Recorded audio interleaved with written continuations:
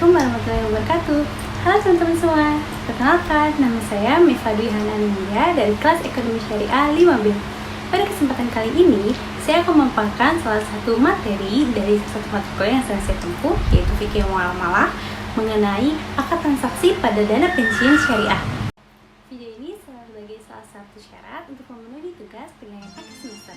Kita langsung ke materinya aja yuk. Teman-teman sekalian pastinya nggak asing dengan yang namanya dana pensiun. Sebenarnya apa sih itu dana pensiun?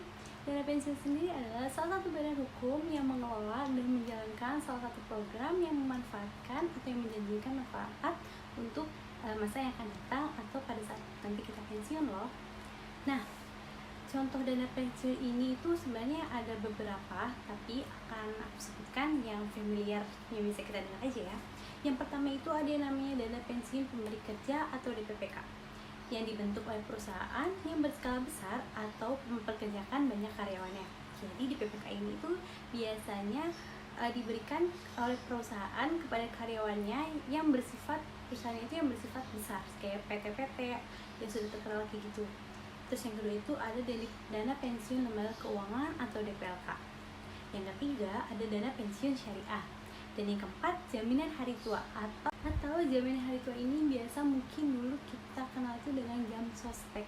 Pasti kalian familiar kan? Nah, perlu teman-teman ketahui juga nih, kalau dana pensiun itu telah diatur dalam Undang-Undang Nomor 17 Tahun 1992 yang tersurat makna bahwa keberadaan dana pensiun dimaksudkan untuk menjamin kelangsungan penghasilan bagi pekerja setelah purna tugas atau memasuki usia pensiun. Sebagai badan hukum yang mengelola kekayaan dan menjalankan program pensiun yang menjanjikan manfaat pensiun untuk memelihara kesinambungan penghasilan bagi para pesertanya pada periode purna kerja. Jadi untuk karyawan-karyawan yang telah memasuki masa purna kerja atau lanjut usia, itu biasanya akan mendapatkan dana pensiun dari perusahaan yang telah dipekerjakan. Teman-teman tahu gak sih fungsi dari dana pensiun ini? Dana pensiun itu terdiri dari 3 fungsi dasar, yaitu sebagai asuransi, sebagai tabungan, dan sebagai persiapan pensiun. Nah, tadi itu kan yang kita bahas secara global mengenai dana pensiun, tetapi dalam perspektif konvensional atau secara umumnya. Nah, terus materi sekarang ini itu kan mengenai akad transaksi pada dana pensiun syariah.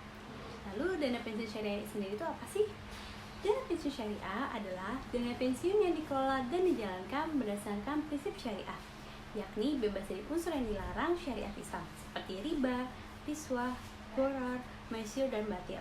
Dana pensiun syariah ini memiliki ciri-ciri kerja ataupun sistem kerja, yaitu yang pertama, dikelola berdasarkan peraturan-peraturan perundang-undangan yang berlaku di bidang dana pensiun dan prinsip syariah. Yang kedua, selain pengurus dan dewan pengawas, terdapat juga yang namanya Dewan Pengawas Syariah atau DPS. Dan yang ketiga, apabila pemberi kerja telah membayar iuran pensiun, pemberi kerja dikenakan sanksi takjir yang dimasukkan ke dalam dana sosial.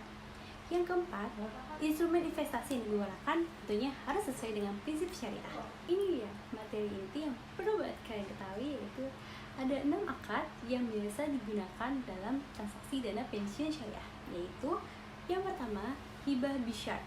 Akad ini biasanya digunakan antara pemberi kerja dengan peserta dalam hal pembayaran iuran.